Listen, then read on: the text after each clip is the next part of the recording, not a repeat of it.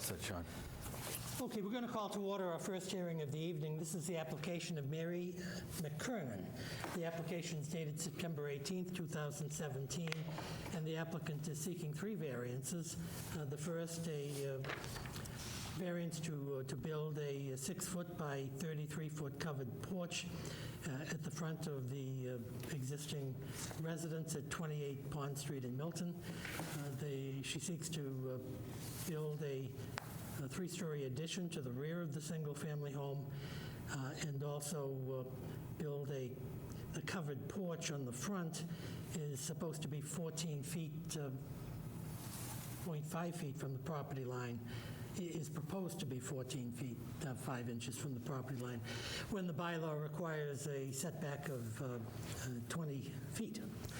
My name is John Leonard. I'm chairman of the Board of Appeals. With me this evening to my immediate left is board member Emmanuel Alves. To my immediate right is board member Stephen Lundbohm. The rules of the board are such that we'll first hear from the applicant, then we'll hear from any person present who has questions of the applicant or wishes to speak in support of the application. And then we'll hear from any person present who wishes to speak in opposition to the application. The proceedings are being tape recorded this evening, so that would ask that everyone who is going to speak, tell us your name and address before you speak. Speak up nice and clear and loud.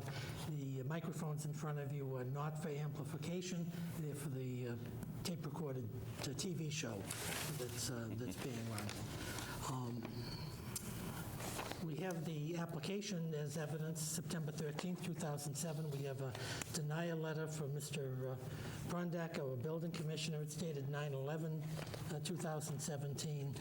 The applicant has filed a fiduciary deed for the acquisition of the property. We have a plot plan of land that was prepared, well, it was certainly filed with the land court on June 9th, 1941. That's before I was born. This is getting a little frightening. We have a more current plan, proposed additions by CCR Associates. It's dated August 15th, 2017. Shows the subject property in relation to Pond Street, the proposed front porch, the proposed 2-story addition, the proposed deck, in their location from the various sight lines of the property. And we also have a set of plans prepared by Tester Engineering Associates. They're in 3 sheets. There must be a date here somewhere. Yes, May 2017. And so we'll have those 3 sheets. It shows the interior of the property from different perspectives, different floors, and the exterior of the property from the left front, the right front, side, and rear elevations of the property. So we'll have all of those documents as evidence at the hearing. Mr. Corcoran, welcome back to the Board of Appeals. Why don't you introduce yourself, and we're delighted to hear from you. Thank you very much, Mr. Chair and members of the board.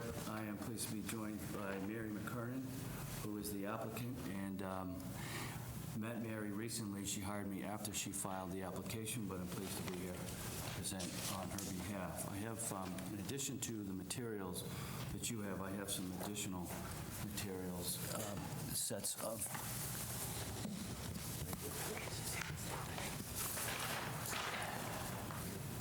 material, and I thought I'd give a quick overview of the lay of the lot itself, because I think that is obviously important given the standards for a variance. This is, as you can see on the first sheet, it's an aerial maps online taken from the town's website. This is a property that, when established as a separate lot in 1941, absolutely complied with the bare minimum requirements for a lot in a residency zone. It is 75 feet of frontage, and it's 7,500 square feet of land area.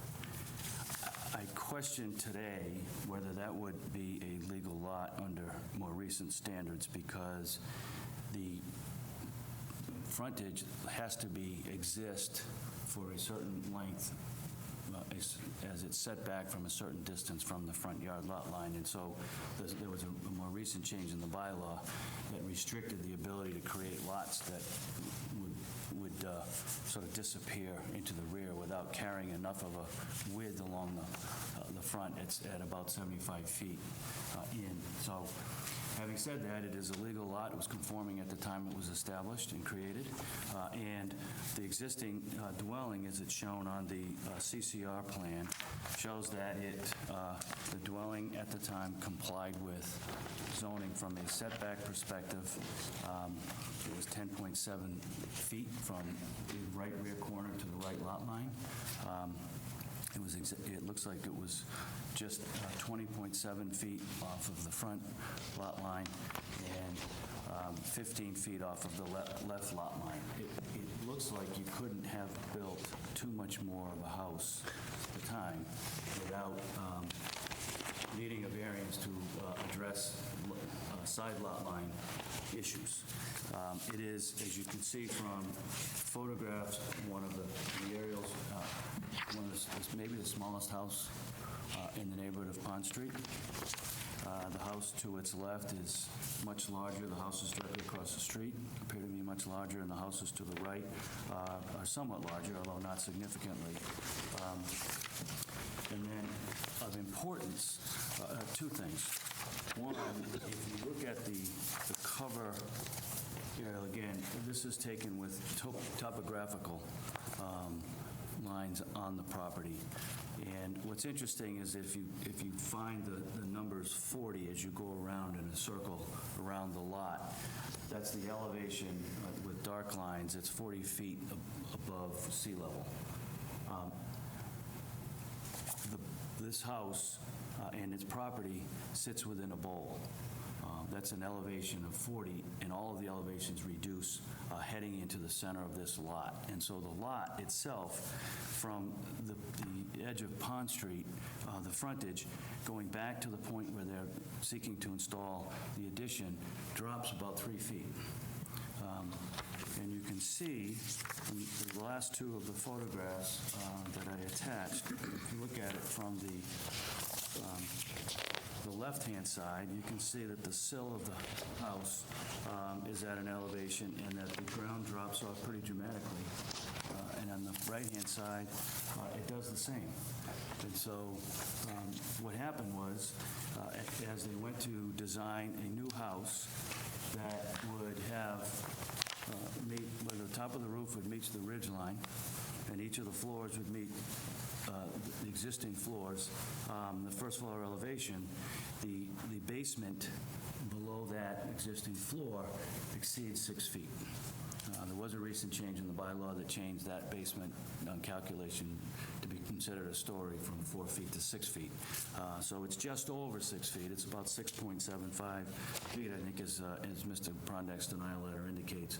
But it is over that 6 feet. And so the major variance that we're seeking here addresses the issue of the change in topography to allow this addition. This is a small house.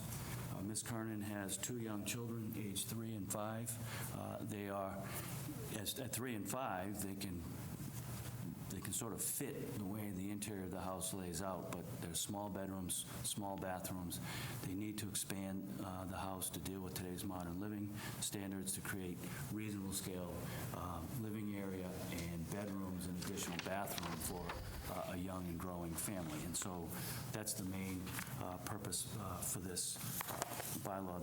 The second is to address sort of the issue of how the property presents itself to the street, and that is to create sort of an outdoor living space that is coming forward about 6 feet from the existing 20-foot setback. And so with this nicely designed porch that will sort of wrap around to the right-hand side and meet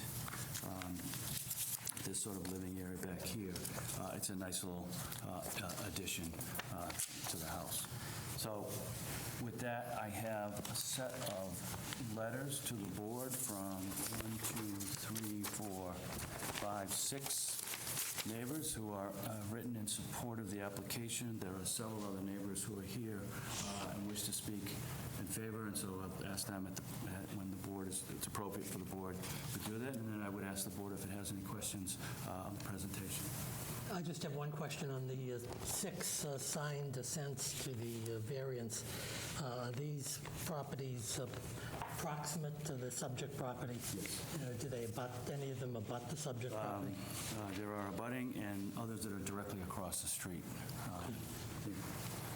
Let me just, for the sake of the record, I'm not going to read these at the present time, but we have letters from Keith Doucette and Jean Marie Joyce, dated November 16, 2017.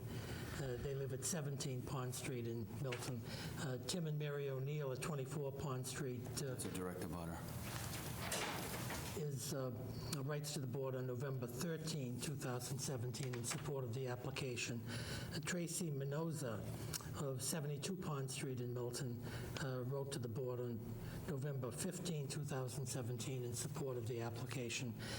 Despina Barsalis of 23 Pond Street, Milton, writes to the board on November 16, She's directly across the street. 2017, in support of the application. Brendan and Megan Fogarty of 46 Pond Street, Milton, by letter of November 15, 2017, supports the variance. And Conrad Kelly and Pamela Kelly of 39 Pond Street, Milton, Diagonally across the street. in an undated letter, writes to the board in support of the application. So we'll thank the applicant for submitting these materials. Mr. Alice, do you have any questions of Mr. Corcoran? I do. I was wondering if you could tell us a little bit about the addition. What's being added? What sort of additional living space is being created? If you can describe more particularly. I'm Mary McKernan. I am the applicant at 28 Pond Street. We are adding on the main living floor to be a kitchen and a family room. One kind of all-in-one inclusive area. And then on the second floor would be bedroom and a bathroom. So master bath and bedroom. And will the kitchen replace the existing kitchen? Yes, it's Expansion. expanding of the existing kitchen. As it stands now, the existing kitchen is not an eat-in kitchen. And the porch that's being proposed, I saw in one of your photos here, that's similar to what some of the abutting properties have, is it? I think so. As I sort of looked around, there are other examples of some similar porches. Not all of the properties, as I also look at sort of the aerial, there are a number of other homes that encroach presumably within the setback as well. If you look at 14 Pond, 8 Pond, 15 Pond, 17 Pond, all appear to have some level of front extension encroachment into the front setback. You mean they're closer than the 20 feet? Closer than 20 feet. The 20 feet. Exactly. I have no other questions. Do you know, Mr. Corcoran, whether the board has granted any relief proximate to the subject property that would be a precedent for granting variances under these circumstances? Okay. I'm not familiar with the history of the neighborhood. Okay, thank you.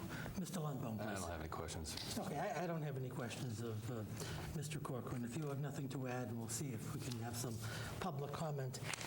Is there anybody present this evening who either has questions of either the applicant or Attorney Corcoran, or who otherwise wishes to speak in support of the application for variances? Yes, ma'am. Do you want to come up? No, you don't have to stand up. You have to come up. Regretfully, the TV can't pick you up when you're back there. My address is 45 Pond Street. Name? And what is your name? Mary Ann Wall. W-A-L-L.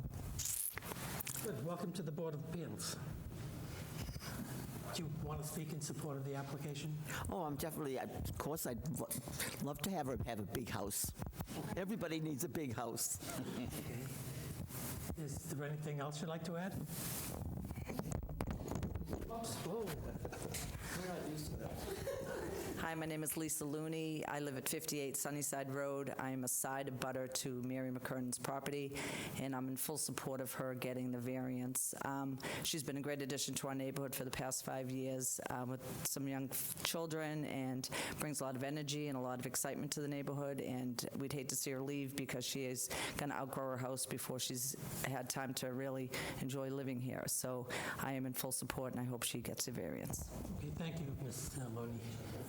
Yes, ma'am. Hi, good evening. My name is Jean Marie Joyce. I live at 17 Pond Street. Go a little Sorry. forward. My name is Jean Marie Joyce. I live at 17 Pond Street. We live diagonally across from Mary. We're in support of the variance. She came over and showed us the plans, and my husband and I are very excited about them, and we think it'll be a great addition to the neighborhood. Great, thank you very much. We appreciate you coming tonight. Is there anybody else who'd like to be either heard in support of this application or ask any questions? Yes, sir.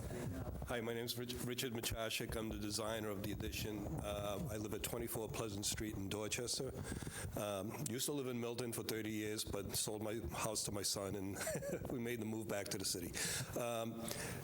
The existing home is small by all standards, and Mary and John's kids are a handful. They're exciting. They have a lot of fun. And also the front porch, I think, is a great idea because these kids love to play out in the street, and their moms like to keep an eye on them all the time. And the porch would be a great spot for them to be able to sit down, relax, while the guys are having a good time outside. So obviously, I'm in support of this addition. Sir, can you spell your last name, please? You have enough room on your paper? It's MACIASZCZYK.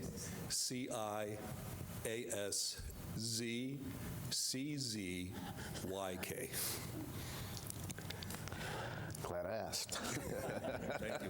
Thank you very much. Just don't ask us to pronounce it. Could I ask you one question, too, while you have the mic? What's the gross interior square footage before the improvements, and what is it after the improvements? If you just give me a second, I can look at the plans because, close. And you don't have to scale it off, just if you can ballpark it. It was, the existing house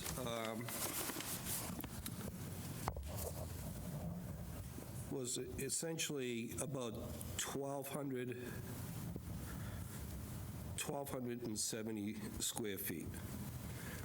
With the addition, it's going to be about 1,700 square feet. Yeah. That's great. Thank you. Thank you very much. Is there anybody else who'd like to be heard in support of the application or ask any questions? All right. Is there anybody present this evening who wishes to speak in opposition to this application for variances, or these applications for variances? And there's no such person present. So, Mr. Corcoran, do you want to sum up, or have you said your I piece? think the neighborhood spoke loudly, and I would urge the board to approve the variances. Thank you. Okay, great. So we'll call to an end the evidence portion of the hearing, and under the open meeting law, we're required to discuss the application in an open session and to vote on it, and we intend to do that here and now. So, Mr. Adams, do you want to be here first? Sure. Thank you, Mr. Chairman. Thank you, Mrs. McKernan. I think the application was well presented. Thank you, Mr. Corcoran. The need's been established. This is a quirky provision in the bylaws, given the topography, address them one at a time, the addition first. Given the topographical layout of the area, that kind of causes the basement to be considered a story. We've had many of these in the past. The addition is sightly, will be a good improvement. Obviously, the neighbors are all in support. Similarly, for the addition of the porch, I drove by. I don't think that would be any more intrusive or would be encroaching any further to the front property line than any of the nearby properties. So I'd be inclined to vote in favor for the application, given all those facts. Mr. Lundbaum, please. Thank you, Mr. Chairman. I agree with Attorney Alves. Great presentation, Attorney Corcoran. I think if the house comes out looking anything like the house next door with that open porch. It's very pretty, and it doesn't look like it's going to be a substantial intrusion. Great neighborhood support. That's always appreciated and makes our job a little easier. And we've granted this type of relief in the past, so I would tend to vote in favor. Okay, well, my view of this is I thought Mr. Corcoran made a wonderful presentation, and I thought that the applicant explained the compelling need for this type of variance. If you look at the property, the topography is extremely difficult. It is creating the reason for most of the variances. The shape of the property is pie-shaped, and there's not a lot you can do when you start to get to the rear of the property.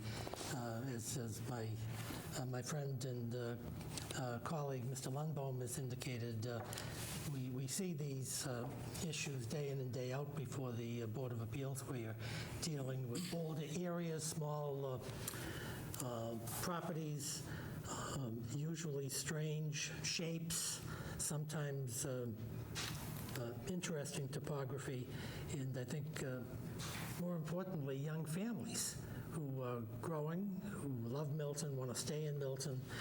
They love the schools, they love the town, and yet moving out of Milton to try to build a house that would accommodate their needs could be cost prohibitive. And then you'd be moving to a town that you prefer not to live in. So we tend to exercise our discretion on these types of applications. It's unanimous support. There's no opposition whatsoever. And I think there's a compelling need shown for this. So I intend to vote for this application with the usual conditions, namely that your proposed addition is going to be constructed substantially in accordance with the plans that you've submitted, and so that this we know exactly what you're going to build when you get the variance. Let me just ask you one question. In terms of the project itself, do you anticipate doing this project in the spring, or are you going to try to do it in the deepness? No, springtime. In the spring, so there's no immediate need to crank out this application? No. We'll do we're it in the thinking- usual course? Yeah, we're thinking March. You don't have builders in the street ready to jump onto Hammer the down, property? no. Start tearing things down. So all those in favor of granting the various variances in the application with the usual conditions, please say aye. Aye. Aye. Congratulations on your variance. Thanks for coming tonight, and good luck on your Thank you. Good luck. You look wonderful on tape. Thanks for coming, everyone. I'll take a shot. Thank you. Thank you. Thanks for coming. Thanks, Steve.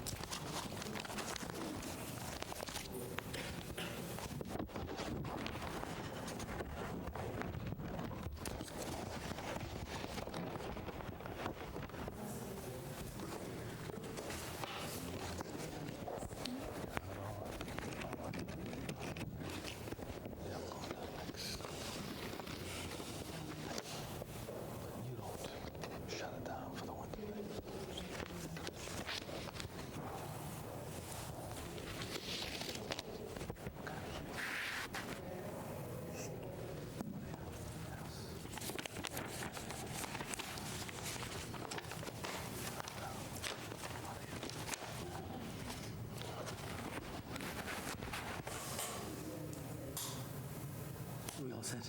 Yes. We're going to call to order our second hearing. This is the 7:45 hearing, and it's the application of Nicole Looney. It's dated October 16, 2017. The property is located at 41 Central Avenue, Milton, Massachusetts. So welcome to TV land. Thank you. Very exciting. The applicant is seeking three variances. They're proposing to build an enclosed entry to the residence, a 6.8-foot storage shed in the backyard. The front yard setback is 20 feet, and the applicant is seeking to build at 13.98 feet. The accessory structure to the rear is proposed to be 2 feet from the Side and rear. sideline and the rear property line, and the bylaw calls for 6 feet distance from the side and property lines. This property is in a residency district.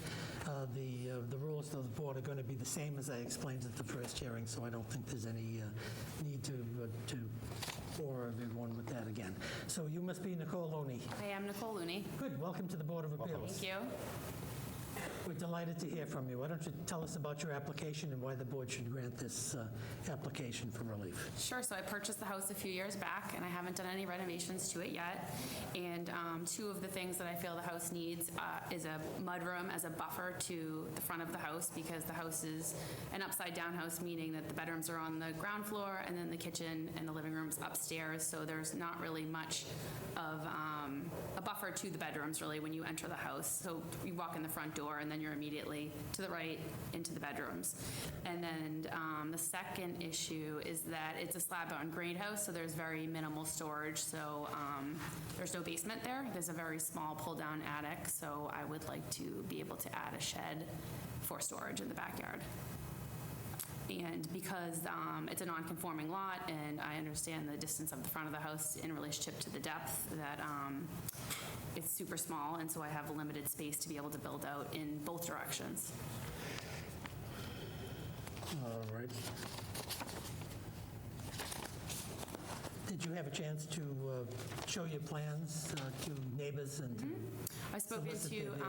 my immediate neighbor to the left and to the right, which is John McLaughlin and John Burke, and they both said that they sent letters directly to the town. I don't know if they did, Hold on but one second. John McLaughlin is to the left? John McLaughlin, street facing, is to my right. All right, okay. John and Mary McLaughlin. Yep. To the left is John Burke. We did receive one letter, and it's from John Burke. Okay. And he says he understands you're a good neighbor, is planning to do some minor remodeling of the house. He thinks it's great. He supports you 100%, and he hopes that we folk support what you're trying to do. So we thank Mr. Burke.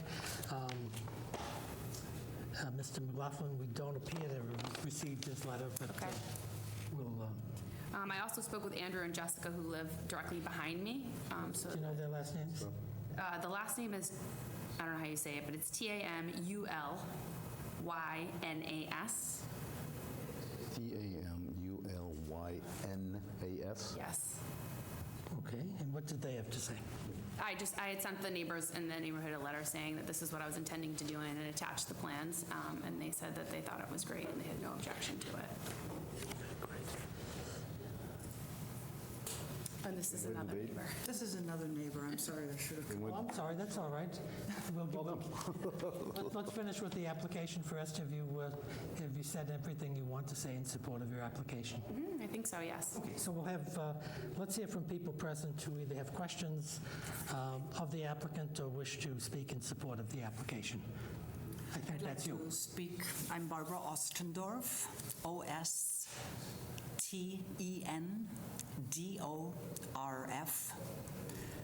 and I live directly across the street from Nicole in the condo building, and I have a beautiful view of her cute little house. What do you think of her application for variances? I think it is a fabulous idea. I completely understand how there is no buffer between the bedroom from the front to the street, and it is, as you know, Central Avenue is a very busy street. My bedroom abuts the front of the building. I'm in the front of the building, so it is a very loud street, and I had to install shutters and all kinds of things in my bedroom to soften the noise from the street and the buses. Okay. Great. Do you have anything further you'd like to add? I am in complete agreement with her getting the variance. Okay. Let me, is there anybody else present who wishes to speak in support of this application or otherwise has questions? There's no such person.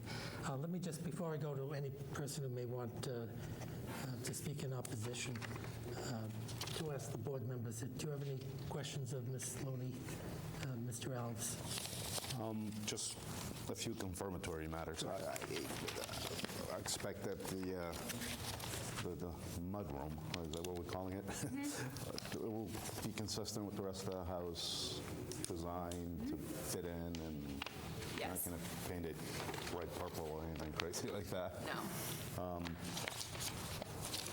And the designs that consistent with these documents, these plans you gave us, Yes, that is the plan. that is the plan? Yes. And I was looking for information on the shed. The shed is only indicated on the plot plan on the very front, the size. Yeah, I was looking for dimensions. I think it's the square, right, I think? It's this here, right? Yes. Sorry. Yeah, no, I saw it there. I didn't. Is it included in the application? 6 by 8? It's 6 by 8. Okay, I have no further questions. Mr. Lundbaum? Thank you. You may have mentioned this, but have you spoken to the direct rear abutter to the shed? That's Andrew and Jessica. Okay, okay. So I did speak with them. I have an email, but I didn't bring it. Did you get a response from them? I did. I have an email response. I can send that. Yeah. That's the name you spelled, Tamerlinus? Correct, yeah. And they're to the rear. Right, Do you know they live- their address? It's actually Elliott Street. Okay. That's enough. I don't know the number though. I don't have any other questions.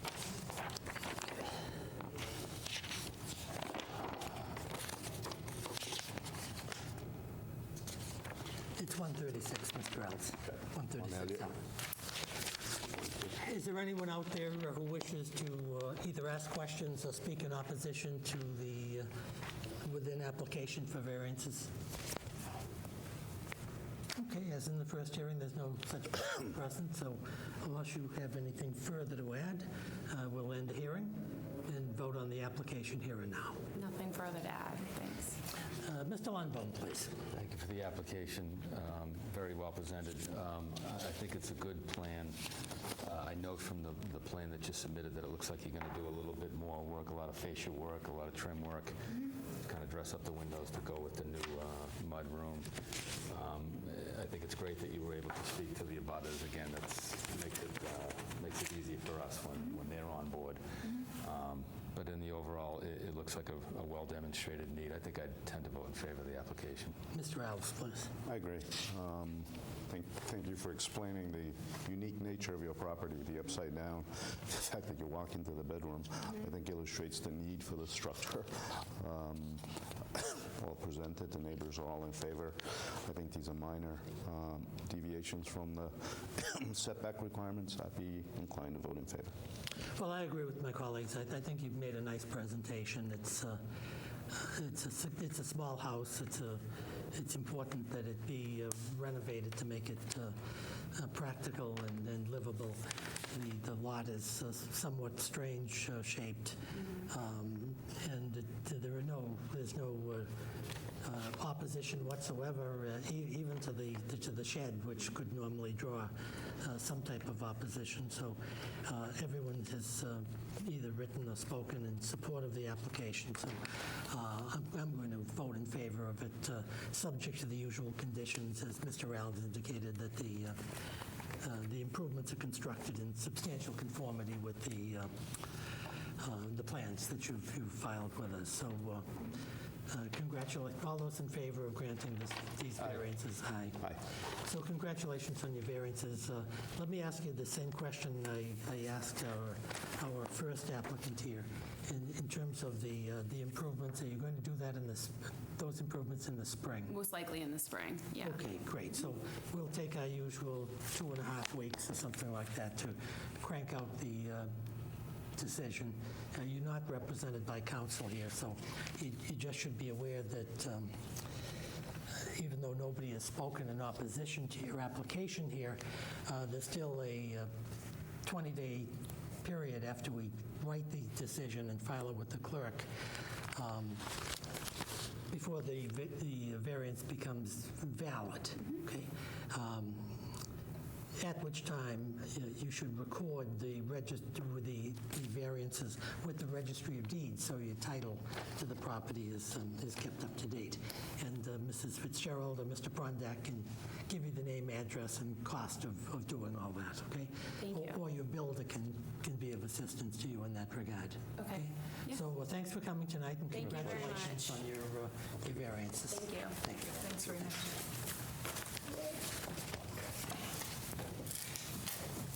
Thanks, Mary. Thanks.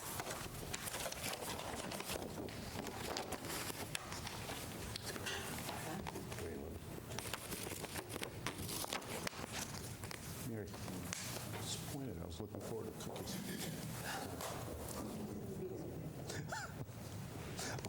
We're on TV.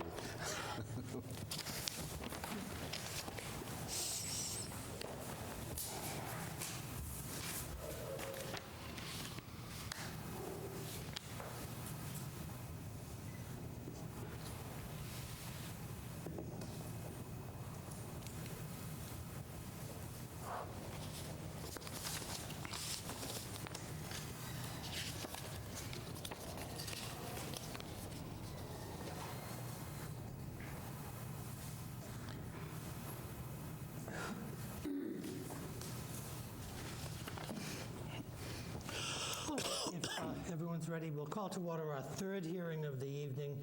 This is the application of Milton East Realty Trust and Hart Dental. It's dated October 19, 2017, and the applicant is seeking a variance from the terms of Section 3B of the Milton zoning bylaw.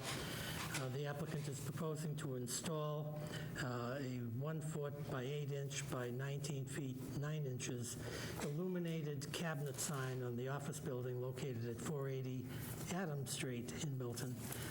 The sign will be located at the top of the second floor on the right-hand side of the building with the elevation of the existing Hart Dental space. The bylaw provides that no person shall erect any permanent sign of any type in any residential zoning district in the town of Milton. This property is located in a residency zoning district. In addition to the advertisement, which I've just read into the record, we have the application, which was filed by Attorney Marion McGettrick of, I believe it's Crown Street in Milton, Massachusetts.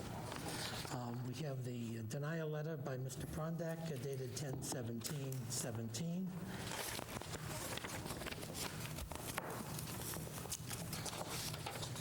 We have a letter from Mrs. McGettrick dated October 19, 2017, which Mrs. McGettrick usually files, explaining the reasons for the variance and why the board should grant this variance. And with that letter, we have a series of drawings by Jade Design showing the proposed sign, various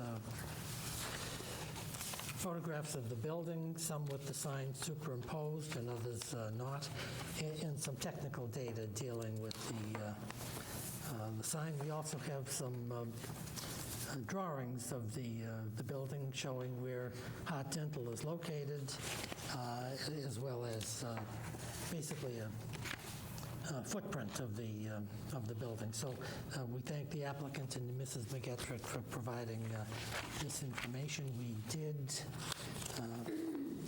do have in the file a letter from Dr. Hart to presumably various neighbors, showing them the proposed sign and requesting any comments, inviting them to contact Dr. Hart directly, so we thank you for that. We did receive an email yesterday from Paul Travis of the J.W. Travis Insurance Agency at 555 Adams Street in Milton. Mr. Travis says that, dear members of the board, he's unable to attend the meeting for this particular permit hearing. He feels that the sign should be approved. In meeting with both the doctors at various Chamber of Commerce meetings, They seem to be an asset to the town and East Milton, and I have confidence of them placing a proper sign for their business. So we thank Mr. Travis for his letter. We also did receive a letter from Jessica Sergi. Did you receive a copy of this, I Mary? had a chance to look at it just before the meeting. Thank you. And since Mrs. Sergi is unable to be present, I'll read her letter into the record. To the Board of Appeals, November 16, 2017, I'm in writing in opposition to the application for a large illuminated heart dental sign on the side of 480 Adams Street facing my home, which is located at 462 Adams Street. Not only is this sign disallowed in a residential district, but its location would not effectively serve the purpose of informing people of the location of Heart Dental, nor is it located for effective advertising. However, our family would be negatively impacted by this sign as it would shine directly into our home. In addition, I believe it would be a distraction to drivers on the already treacherous roads directly below the proposed signage per an Adams Street and Wood Road extension / Granite Adams connector, /. Thank you for your consideration of my opposition. And it's signed by Jessica and Michael Sergi. So we thank the Sergis for filing their opposition. So I think we've covered most of the preliminaries. So Mrs. McGettrick, it's good to see you again before the board. We're delighted to hear from you. Thank you. Good to be here. I'd like to introduce Dr. David Hart, who's here with me tonight. He is the dentist whose office this sign would be created for. Welcome to the Board of Appeals, Dr. Hart. Good to see you. I thank the chairman and the members of the board. I have also in the audience a representative from Signs by Jay. They're the people who'll be manufacturing the sign. So if there are any technical questions about the sign or any further explanation about the sign, he'd be happy to come up and talk about that. Great. I do want to make bring to your attention a correction. The ad, it has a typographical error. It says that the sign is 20 feet long or 19 feet long. The sign is only 10 feet long. It is 20 inches high and 7 inches from front to back. So the ad said it was bigger than what we're asking for. I don't believe that's fatal to the application. But I did talk to the building commissioner. He looked at it. He said, yeah, it was a typo. So his letter, his denial letter, and the ad have a typographical error in them. Okay, so I think my application and the explanation and what was sent to the neighbors all have a description of the sign and the correct that's area. So I have a few things that I want to add to what we've already given you. I know it looks kind of fat, and I apologize, but it's background information. Doesn't mean that I'm going to go through it in great detail. But I would like each of you to have a copy of this, which I brought tonight.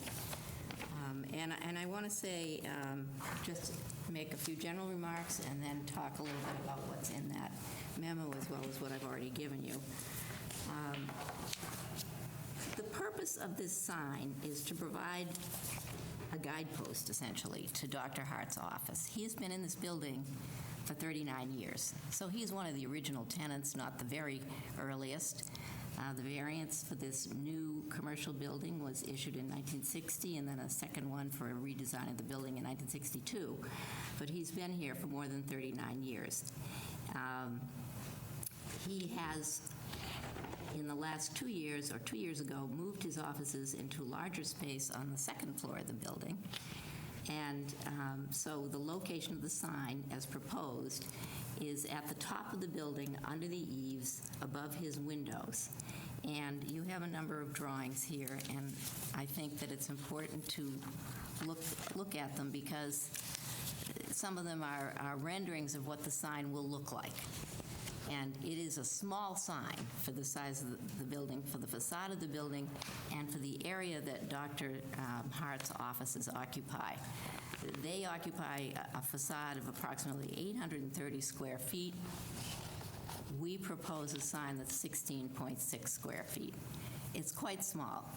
And we have asked that the sign be lighted, And the reason for that is that Dr. Hart's office is open at night till 9 o'clock, several days a week. He would turn the sign off when the office is not open.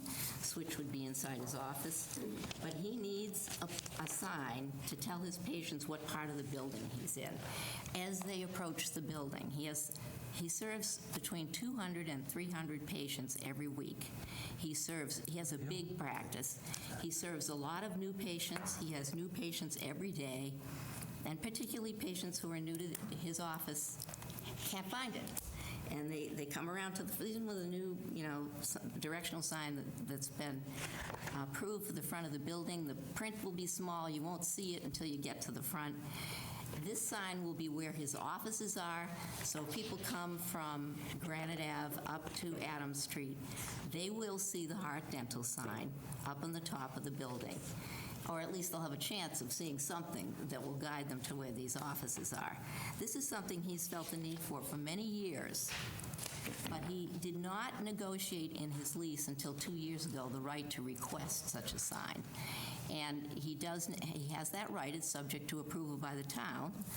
So, having it in his lease doesn't mean that he's guaranteed to get it. But he negotiated the right to ask for the sign. The owner of the building required that it be quite small. These are the dimensions that would be allowed by the owner. The location is specified in his lease. And in the materials I gave you tonight, I've given you a copy of the page of the lease that talks about the sign. The negotiation was, pretty tough, and Dr. Hart agreed to a longer term of his lease in order to get permission to apply for this sign. It is something that has been very important to him for a long time. He feels it's a safety issue for his patients, and it's a convenience issue. So, this is a very successful dental business. Dr. Hart's daughter is now one of the dentists in the business. Congratulations. It is wonderful. And he expects that, he'll continue in business, his family will, for quite some time. He's been here for 39 years in this building. And the sign is something that he feels he needs to conduct his business properly. I feel the town should be encouraging a small business like this. Professional office space is the least impactful type of business because the traffic for such a business is spread out throughout the day. There's plenty of parking at this building. It's a good business to encourage, and if he were a new business, I'd be making the argument, gee, this is a business that really won't have a great impact, and we should encourage it. He's been here for 39 years. I really feel that he deserves some encouragement and consideration for the sign. In the last 3 years, there's been a reconstruction of this building in the front, and the owners have brought in a new tenant, Blue Hill Bank.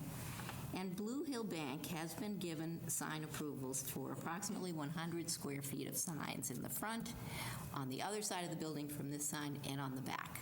And in here, my materials that I gave you, the sign approvals that were issued by the selectmen in 2014, the whole sign approval is in there with a description of the signs and where they are and how big they are, and they're all lighted signs. In view of that, the only two tenants in this building who have leases that allow them to apply for signs are Blue Hills Bank and Hart Dental. None of the other tenants have a right to apply for a sign. So if you decide to grant permission for this sign, you are not opening the door to a proliferation of signs, small signs on the many small businesses that are in offices in this building. How many other tenants are in the building, approximately? Any idea? It's quite a few. 8 or 10, we have that sign.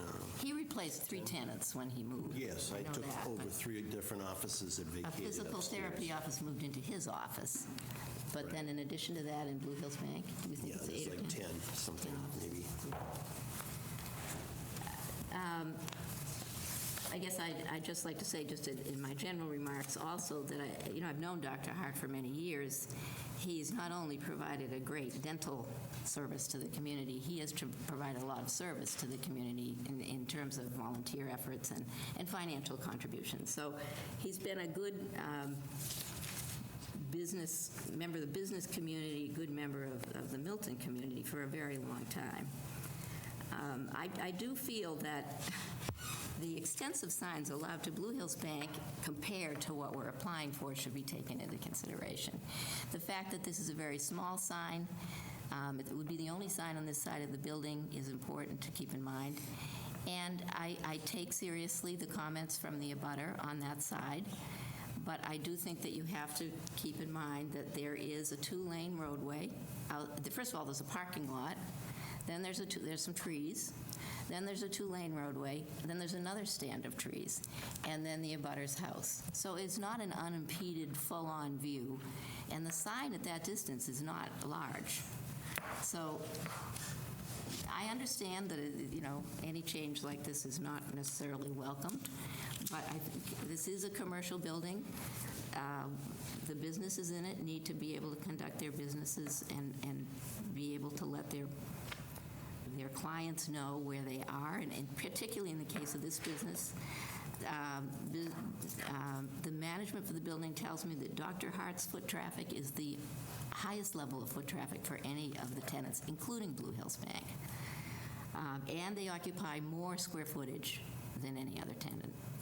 And I think that includes Blue Hills Bank. Oh, absolutely, yeah.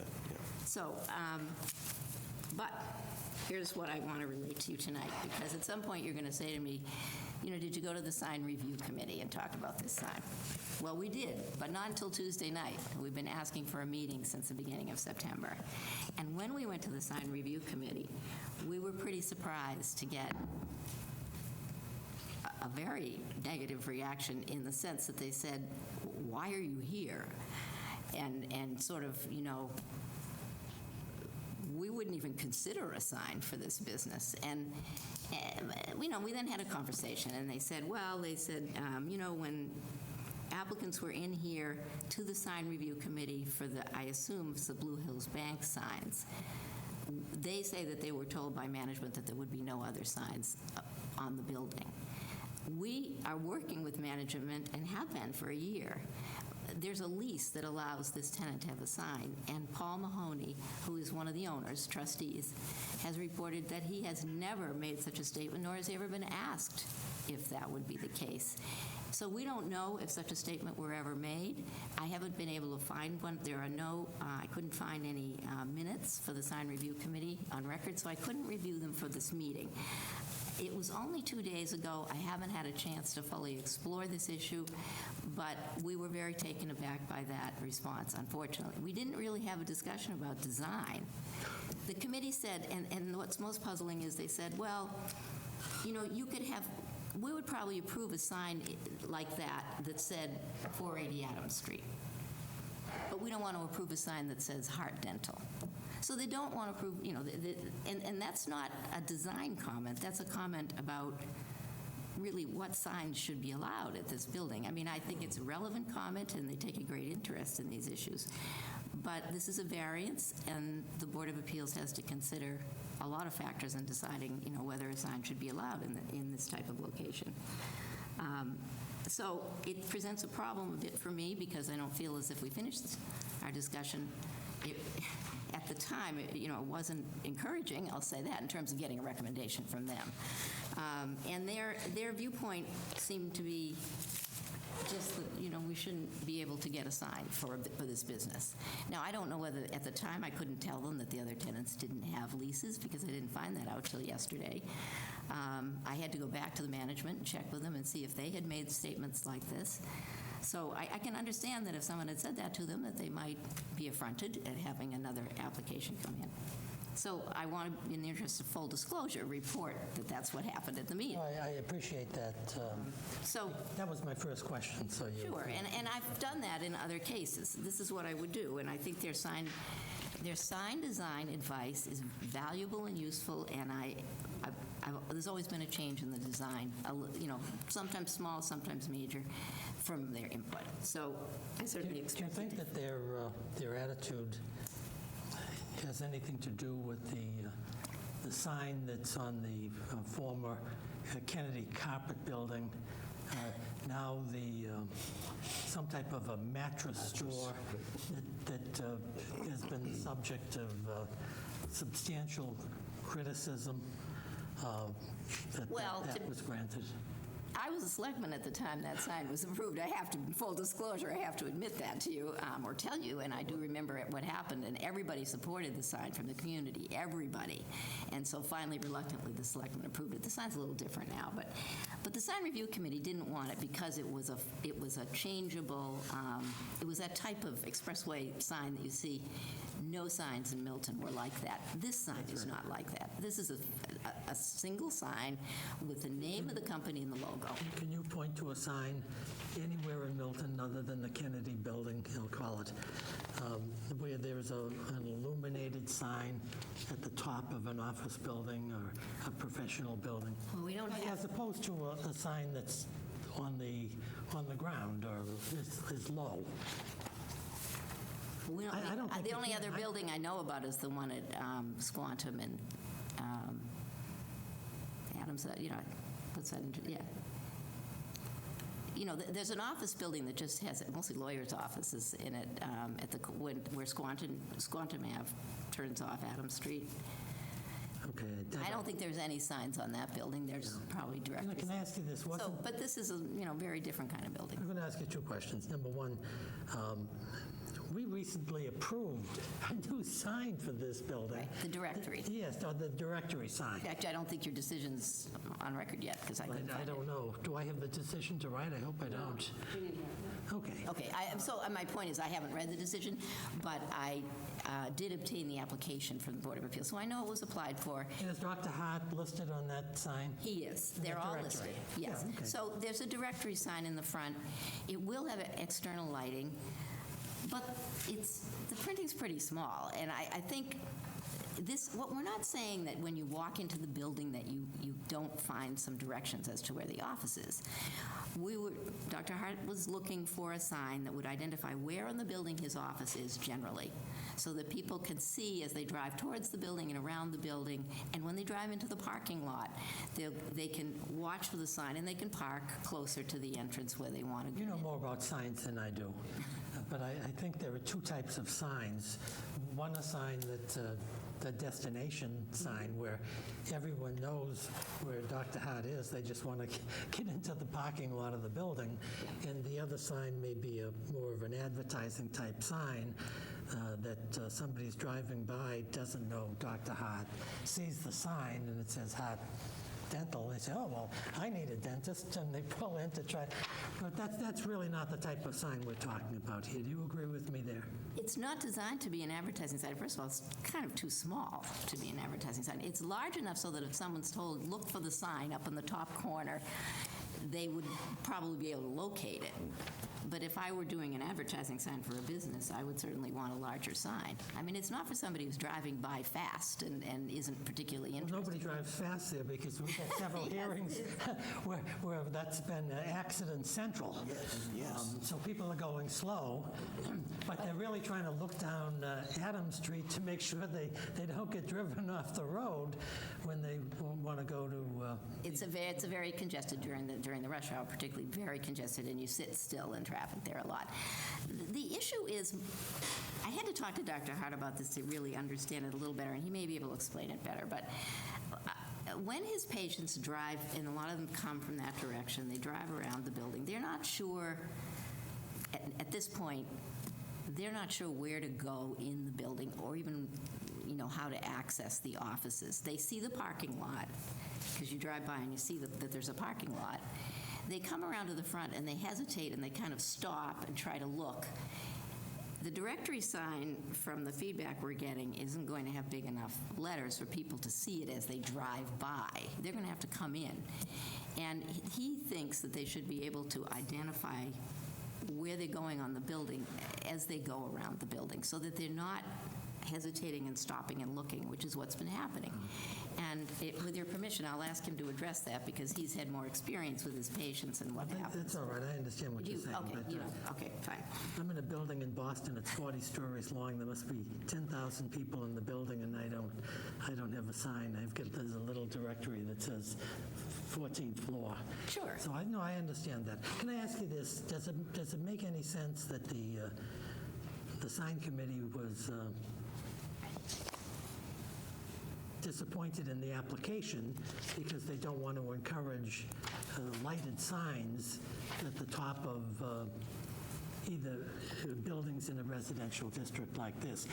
For example, you mentioned that Dr. Hart is the only one in the building who apparently has this right in his lease. But if we granted this application, don't you think the other 8 or 9 people are going to go to the landlord? No, they're not going to get it. They're not going to get it. They just renewed their leases. I mean, yeah, maybe 20 years from now or 15 years from now. But I don't know anything about the leases. all I can tell you is that well, you can, maybe Dr. Hart is better, and Paul Mahoney just had surgery today. He's the owner who's giving me information and has been working with me. So he couldn't be here tonight, but he could, if you need, provide more information, or he could come again. Let me ask you this. So, yeah, I understand what you're saying, but we don't. We're going to be have faced hardly with a any discrimination suit that we're invidiously applying the zoning bylaw. If 6 or 8 of these people get permission from the landlord, they're going to want Dr. Hart signs. In the business district, we have a sign bylaw right now, and we have a new sign bylaw that was just passed by town meeting. I've analyzed both of them because I like to get guidance as to sort of the outer parameters of what would be possible if you were in the business district. So if this is a fully commercial building, built as a commercial building, but by variance. So it's still in the residential district. Faces the expressway. It faces the business district on 2 sides. It faces a busy traffic, side lane on another side. It faces a lot of residences, too. Yeah, it does. Well, this side faces 1 residence. Well, Ms. Sergi, who was before us on another application, is a very articulate and I actually opposition. Was here, or I heard that. Okay, well, I understand. So if this were in the business district, the sign that we were requesting, under both bylaws, under the first sign bylaw, which we have right now, would be allowed by sign size. There's no specification as to where you're not required to put signs on the first floor of a building. I agree with in either version of our bylaw.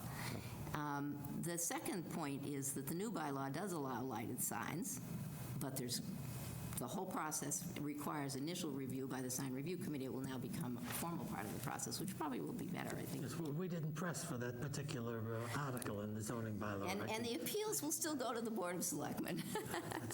Yes, the appeals, yes. So anyway, in both cases, this sign is much smaller than what could be allowed on a commercial building in the commercial district. And so we've tried to be sensitive to the fact that we are in a residential zone.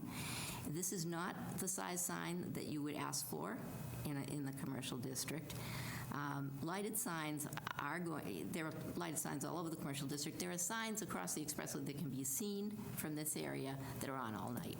These signs will be lit until 9 o'clock, whenever nights you're open. Yeah, Tuesday, They Wednesday, will be Thursday. turned off the rest of the time. So they're not going to be lighted all night. Can I ask you this?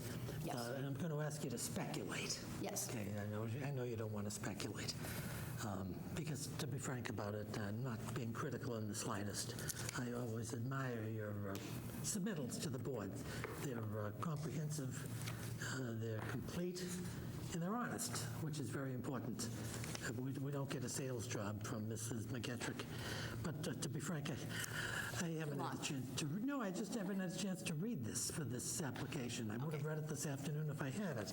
But here's my question to you, and Sure. it's kind of an intuitive question. Do you think you'd have a more favorable attitude from the sign committee if Dr. Hart was proposing a sign that wasn't at the top of the building and lighted, but there was somewhere down near the directory sign, that somewhere maybe near the bank. The bank doesn't have signs at the top of the building. No, because they're on the first floor. Right, well, but they could say, well, we want people from the Well, express. that's not true. They have a sign in the back of the building that's very large, and it's at the top of the building, and it's lighted. And I haven't seen that sign, I guess. So this is important, what I just gave you, so let's just look at this for a minute. The last few sheets. Can I just ask that question? so that you have Do you think the photos of- sign committee would be more favorable No, to your the proposal? most they were willing to say was that they would be favorably disposed perhaps to a sign that had the address of the building on the location we've been talking about. And then they said, well, it was so small that it wouldn't be very useful. But they probably would say, okay. And the lighting wasn't the issue on the sign. They didn't talk about, they didn't object to the fact that it was a lit sign. And then they talked about, the directory signs and said, well, maybe you should ask to have your name with blue backing. And the problem, and they said, we would be okay with another directory sign in the back of the building, freestanding. That hasn't been applied for. We can't apply for it in this because, first of all, it would be for the whole building, and secondly, it's not in the application. So it's not before you right now. So they understood that issue to an extent, but they were looking to the directory signs, just as you said, in large buildings, you go in and you look. Well, I think right across from this property is the property, I can't remember the address. Is it 475? 475, yes. Thank you. And they're proposing to demolish the existing 100-year-old structure there and to build four units, two of which are going to be professional office space, and the next two are going to be 1,000 square foot apartments. And next to that building is Mr. Jubinville's building, and he's got a sign out front that it may not be the most sophisticated sign, but it's not a sign on the top of his building. So I guess that's what I'm pressing you on. What I think may be a large part of the objections to the signage is the location of the sign at the top of I know, and the building. problem is that the sign is designed to show the location of the offices, I and that's where they understand are. that, but I think, Say something? Yes. of course you can, but Okay. That was dictated by Paul Mahoney when I first sat down and negotiated. He begged me to stay rather than leave the town. And that was the only place he would allow it, because I asked for below my windows. And he said, no, this is what we can give you.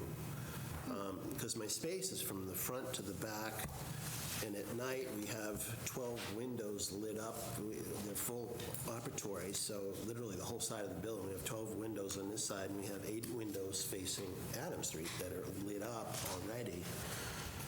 I just want my new patients to find us. We have 5 a day, 2 got lost today. I chatted with my employees. 5 of them got lost during their interview. I mean, it's very common. And I know this is the sign that was just approved. Yes.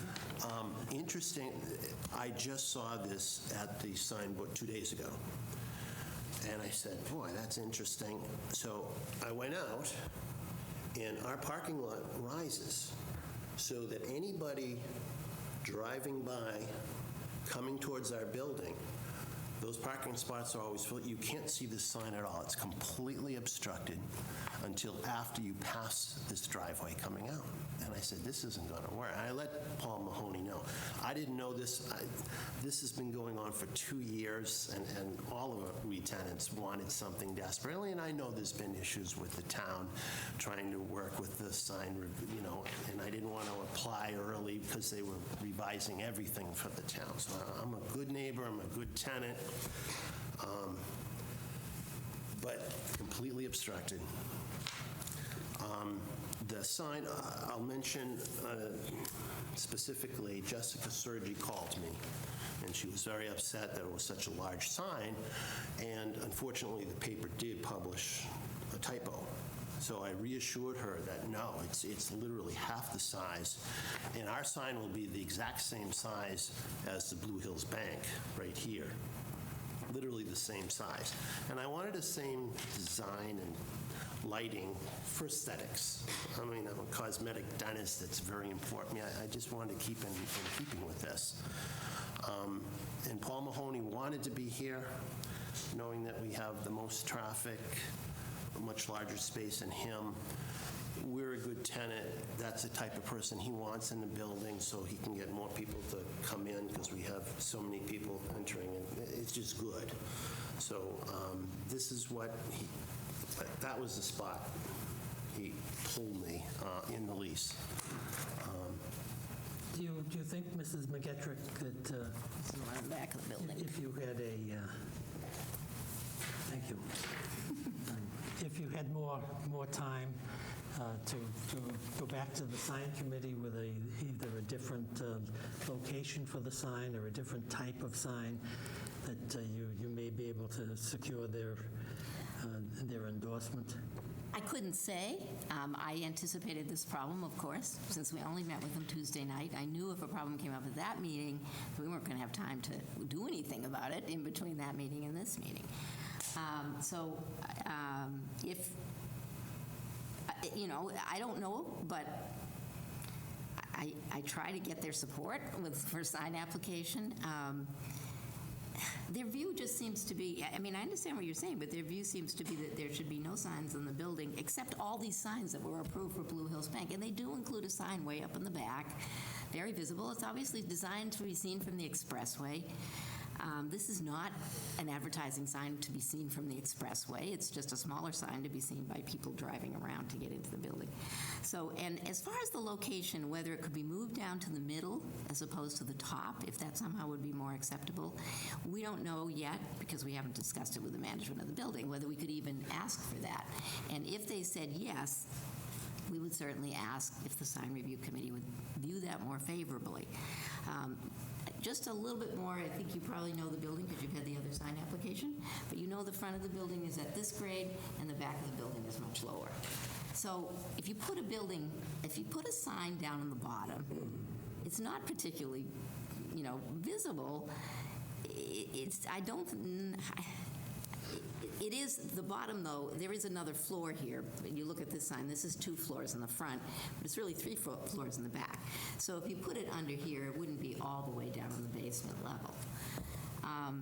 If the issue somehow turns into the fact that, Dr. Hart's offices now are on the 2nd floor, and for years they were on the 1st floor, that would be pretty frustrating. That's all I can say, because he negotiated his lease in his new space with the permission, at least from the owner, to try to have such a sign put up.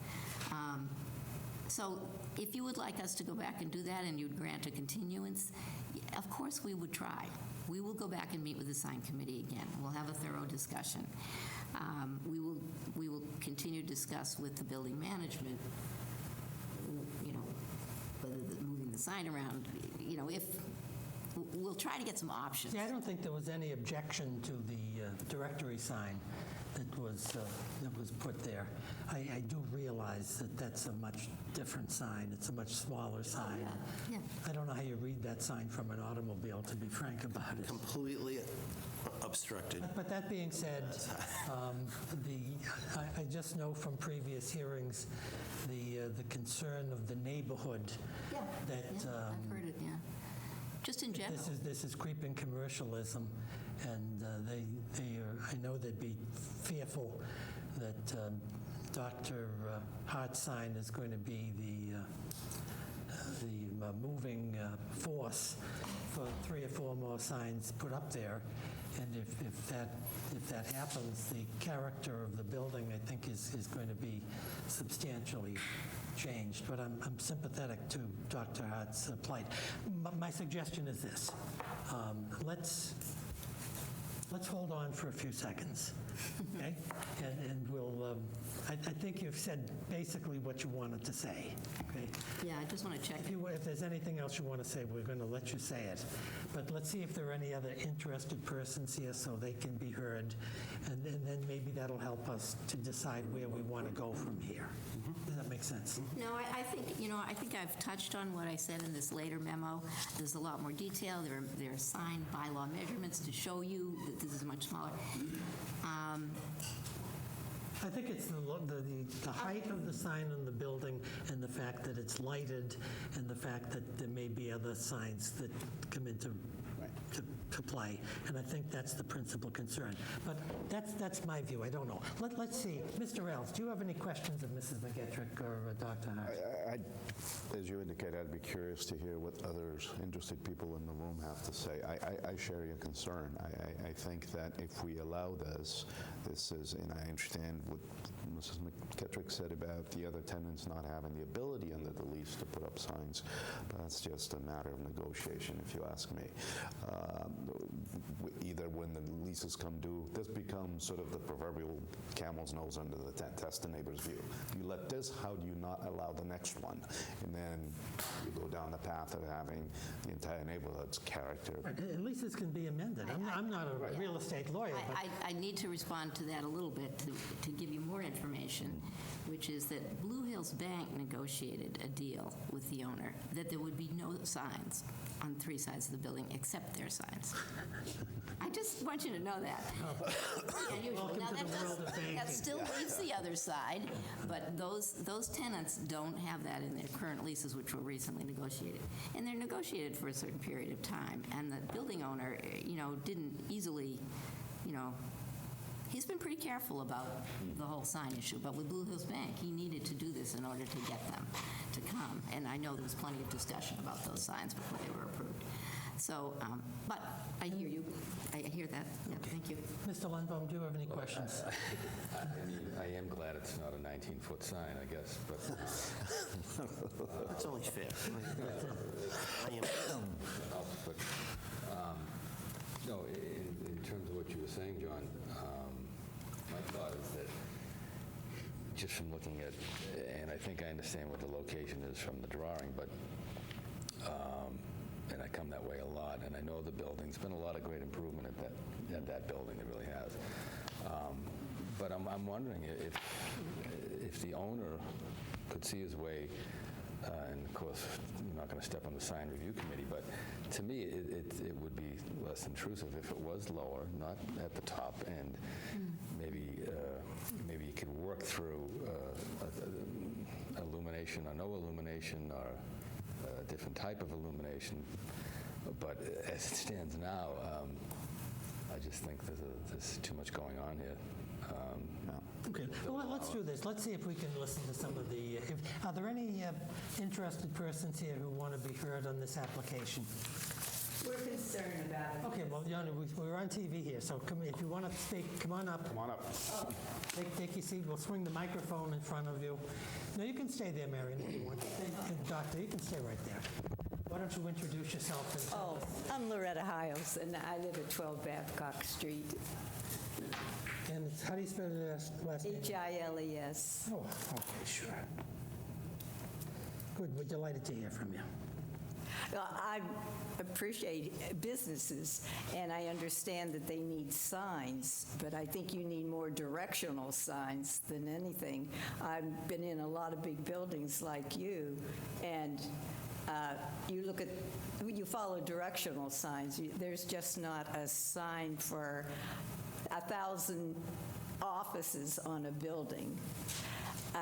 But I think it would be up on top like that would make a precedent for even not only office buildings, for the businesses in the square.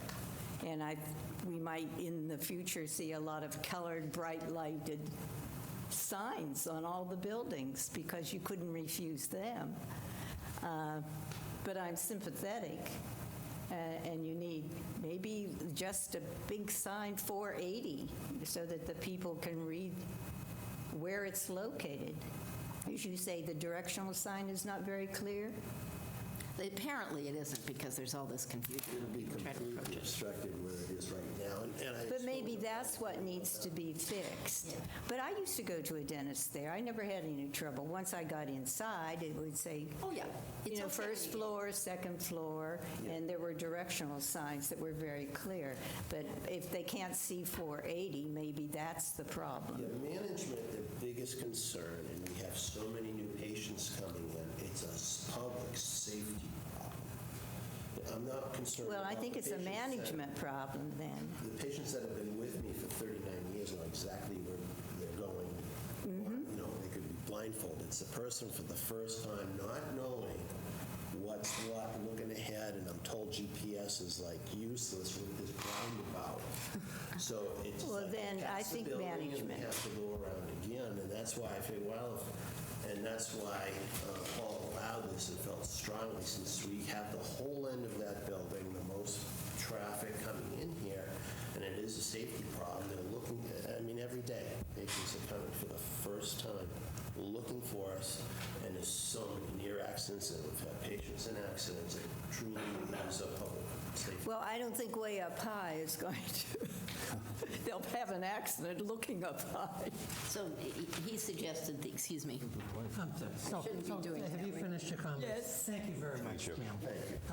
Yes, ma'am. Come on up and tell us your name and address. My name is Carol Kearns, Kearns, and I live at 24 Hollis Street in Milton. I came tonight because I actually didn't have notice of this by letter, though there may be reason, nothing to do with you. It may be, I just didn't receive it. So I heard about it, and so I was pleased to come up and hear some of the details. It was a particular concern to me, and by the way, I would say that Dr. Hart's practice and his daughter's practice is such a valued and respected business in Milton, and I know how long they have been here. My family, that is my family home at Hollis Street since 1968, so we know how long and how revered Dr. Hart's practice is. And I, too, like Mrs. Hiles, understand the need for a business to be easily found, and everything's more competitive today, and it's really difficult to, you want to do everything you can to advantage yourselves. Listening today, I think for me personally, my house, which to explain, when you turn down Hollis Street at the post office, there is the back of the library, and then one house, number 22, and then my house where the roundabout is, where the terrible traffic situation is right now. But so I may be not actually affected by this because it's facing in the other direction, which I learned tonight, and I was happy to hear from my perspective. I will say that the illumination is the concerning thing, because I now have the Blue Hills Bank, blue illuminated lights coming right between Mr. Juvenville's property and the now 475, and when the deciduous tree goes out, those lights shine directly into our two front bedroom windows all night long. And that's just astonishing that that happened, and it really is awful. I think that Dr. Hart's sign is much smaller, and for my good fortune, it's not going to be illuminated, and in the 9 p.m. bit made a difference. But I do agree with Mrs. Hiles that the precedents that can be set by these illuminating signs, I was astonished at how far these lights grow. When you put the light out in those bedrooms and lie there at night now, and if you have your curtains open, the Blue Hill signs are in our bedrooms, that far down Hollis Street. And so I think the town has to be exceptionally thoughtful about what this is doing to residential homes. The commercialization of everything, not just Milton or East Milton, but the primacy of the commercialization a bit over all our quality of lives is, I think, should be very carefully considered. And so I just wanted to kind of speak against illumination, even though I can see that you need the illumination if you want people to be there. And perhaps, if at the very least the positioning of the sign should be carefully considered with the neighbors. Who knew that my two front bedrooms would be invaded all night long by this without relief all night long? And I think we don't want to see, I didn't know you were going to be here tonight, my dear neighbors, that this would continue, and that signs are coming up and going high up from the East Milton into everybody's homes and bedrooms. So I sympathize and support you in many respects, but I wanted to sort of make the point that this illumination goes much further than you could imagine. I was deeply surprised at what happened to us. Great. That's my statement. Thank you very much. Is there anybody else out there who'd like to be heard? Okay, there's no such person present. Let me ask you. Should I just tell you, I received some calls. Oh, sure. And certainly Jessica Sergi, I had a very nice talk with her, and she was really upset about the length of the sign. We talked about the sign, about that. Do you think, Doctor, do you think if you had an opportunity to speak with her again and the location of the sign was either changed or the top wasn't illuminated, but you had a sign down at the bottom that was, or there was some creative solution, do you think you may be able to enlist her support or at least... I would hope so. Well, I would hope so, too. Well, she's an attorney with Mintz Levin in Boston, so she's a very bright and articulate young lady with a new family, I think I can add. My wife is back here. We're both fourth generation Miltonites. We love this town. I mean, our families go way back, and we were taught to give back to the community, and that's what we want to do. We want to be good neighbors. So. You were mentioning Bob Jubinville before. Oh, yes. I spoke to him today, in fact. And If I could interrupt before you move. Sure. Relative to the email we received, when did you speak to Ms. Sergi? She sent an email this afternoon at 6:25. It was pretty much right when I sent out the letter, which was... I was just curious if... Yeah. What do you mean, the letter? Oh, yes, October 31, 2017. Okay. No, Yeah. your email came in. Surgery is November 16th, yes. Yeah, today. Sorry. You're mentioning Mr. Jubin. Yes, Attorney Bob Jubinville gave his total support for us. Felt the sign should be bigger, and I said, no, Bob, I'm a good neighbor. I just want... Look at his own sign, that's what he should do. I just want to be found and not have people get into accidents. And I mean, when we were down in the first floor, right where Elliott Physical is, they took over my whole space down there. And we have, double, triple the space now upstairs. But now we hear the screeching brakes and coming up Adams Street, and that turn, I mean, I swear people like gun it. It's like Route 128 trying to get over to Route 24. I mean, people are gunning. They're speeding up instead of being cautious and slowing down. There's so many, and myself, particularly the last couple of years, I mean, everybody knew the Sheldon building for many, many, many years. Then it became the Jessen building, and nobody knows the Hajar building right now. It's, so, I still call it the Sheldon Building.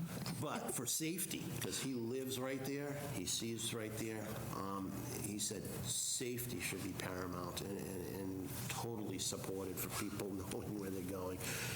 And unfortunately, in this day and age, with having a light to see it, I can't tell you how many times I see people with a cell phone making that curve and speed. It's just heart-wrenching to watch the accidents waiting to happen. With no pun intended. No. Mrs. McGettrick, let me ask you this. Yeah. Do you think it would be productive to suspend this hearing and continue it? And Yes. give you an opportunity to do two things, I think. Number one, revisit with signs by Jay or some other land use planner, or maybe a more creative way of addressing at least some of Dr. Hart's concerns with respect to the location or the illumination of the sign, or changing the illumination from the bottom rather than the top, and that type of thing. It's beyond me. I'm not a sign guy, and I'm not a designer. But I certainly understand Dr. Hart's concerns, and I certainly appreciate his many years in service to the community. And I think we'd love to be able to try to reach some type of reasonable compromise here. But I think from a procedural point of view, I think if you perhaps had a chance to regather your forces, do some redesigning, and perhaps get a more favorable review from the sign review committee. I think they just may have been thunderstruck by the sign down at the mattress store and not wanting to see that in this particular neighborhood. And there must be other ways to do it. Does that make any sense to you? Well, yeah. You can obviously read what you... Well, I think we need to meet again simply to communicate a little better. You know, we didn't really, we were sort of taken aback, so we didn't know what to say, really, when they came out with some of their comments. So, yeah, I think we should meet with them again. I don't know. So I think continuation would be what I would request. I will say that if we come up with a solution that's, it's probably going to require a reapplication, unfortunately, because you have to advertise what you're requesting. So, but in order to hold open the possibility, I guess, that there's some way that you could see your way to approving whatever we want within the context of this application, I would ask you to hold maybe a time open at your next hearing date when you, if you have any space available, whenever you have it available. And meanwhile, we will ask for another meeting with the sign review committee, but we're going to talk to building management.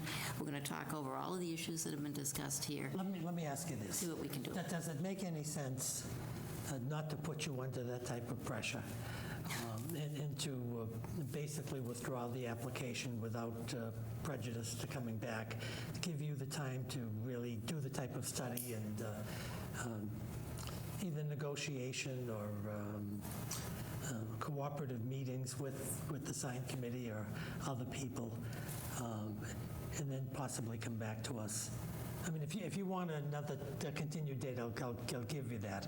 But I just don't want to put you under the pressure that next 3 weeks. We'll talk about that just briefly. I think if the circumstances are, and that's what I think they are, that you would not be willing to approve this sign application tonight. I think that's. If you had to make a decision tonight, you'd have to deny it, I think. I don't know what you would say, but.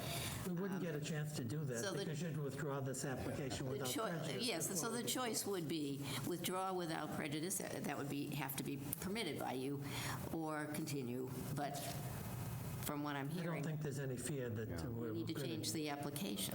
I agree. Well, that's right, and I think you're right there, because I do think if, for example, if Dr. Hart decided to do a sign that's near the directory or in some other location that may be lighted, maybe he wants a sign above that's not lighted, and that would require a new advertisement. So I think that probably makes more sense, but I'll do whatever you like to do. What would you like to do? I want to be a good neighbor. I want this to go through. We need to talk to the management to, maybe lower the sign. The lighting is critically important at night because it's so dark on that side of the building. People need to find it. And sometimes there's still people parking, so this, and this probably needs to be addressed as well. And I spoke to Paul Mahoney, the management, because it's completely obstructed by any cars parked here. So he knows that. And there are choices of lighting. There's something called. The committee recommended that this is when they're saying we would approve a sign that said 480 Adams Street, understand. But they were talking about halo lighting, which is, I don't really know what it is, but it somehow puts light around the edges of the letters. But it doesn't create this sign wouldn't be lit throughout either. It would have just been the letters. But it doesn't, it's not like the Blue Hills Bank sign where you have bands of color and then you have. This is like an apparition appearing. That's what it sounds like.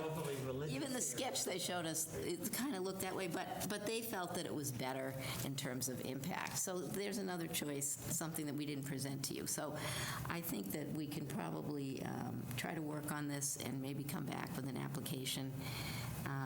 It might take a little while to try to get it as good as we can get it and give it one more shot, but see if we can. If you come back to us, we'll do our best to get the hearing put on at an early date and not delay you 2 or 3 months. I would make note of what Mrs. Hiles said. The fact that, the Blue Hills Bank sign is constantly on, differentiated from what you're proposing, right?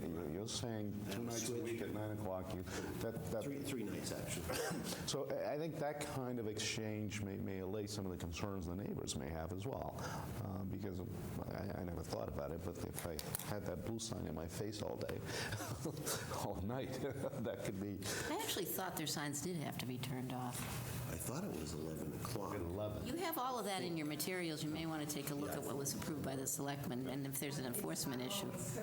That could be. Separate issue, of course. No, but the differentiating and distinguishing it from that, and I think that might be useful. So, Mrs. McEtrick, do we have... So we are requesting that you allow us to withdraw without prejudice. Okay, is there any discussion on the motion? None for me. Okay, all those in favor of allowing the application to be withdrawn without prejudice to coming back at some other date, and hopefully sooner rather than later? Aye. Aye. Thank you. Thank you for coming. I think... Thank you for your time. Thank you. Thank you.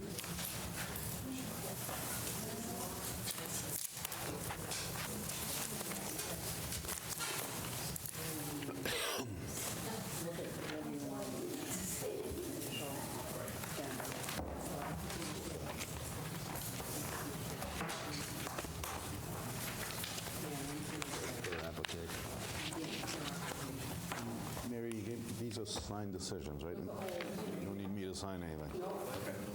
They're forms in case you need them. Got it.